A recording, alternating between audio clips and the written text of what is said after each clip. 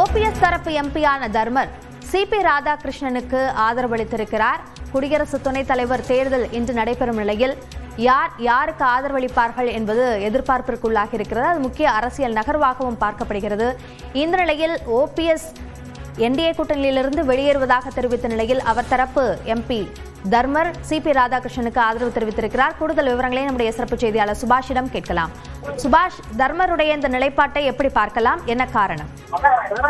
CP Radhakrishnan வேட்பாளராக அறிவிக்கப்பட்டு 2 நாட்களுக்கு பிறகாகவே உடனடியாகவே அவரை சிபி ராதாகிருஷ்ணனை அதிமுகவின் நாடாளுமன்ற உறுப்பினர்கள் தம்பிதுரை இவர்கள் எல்லாம் சந்திக்கும் பொழுது இவரும் உடன் இருந்தார் என்பது குறிப்பிடப்பட்டது.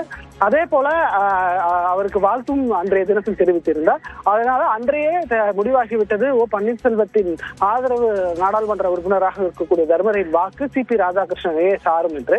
அதன்படியாக இன்று அவர் தற்போது வாக்களித்திருக்கிறார். அவருக்கு அந்த வாக்கானது சிபி ராதாகிருஷ்ணனுக்கு சென்று சேர்ந்திருப்பது உறுதியாக இருக்கிறது. ஏனால் தமிழகத்தை சார்ந்த ஒருவர் வேட்பாளராக இருப்பதால் அவரை ஆதரிக்க வேண்டும் என்று ஓ பன்னீர்செல்வத்தின் தரப்பு முடிவெடுத்ததாக தகவல் தெரிகிறது.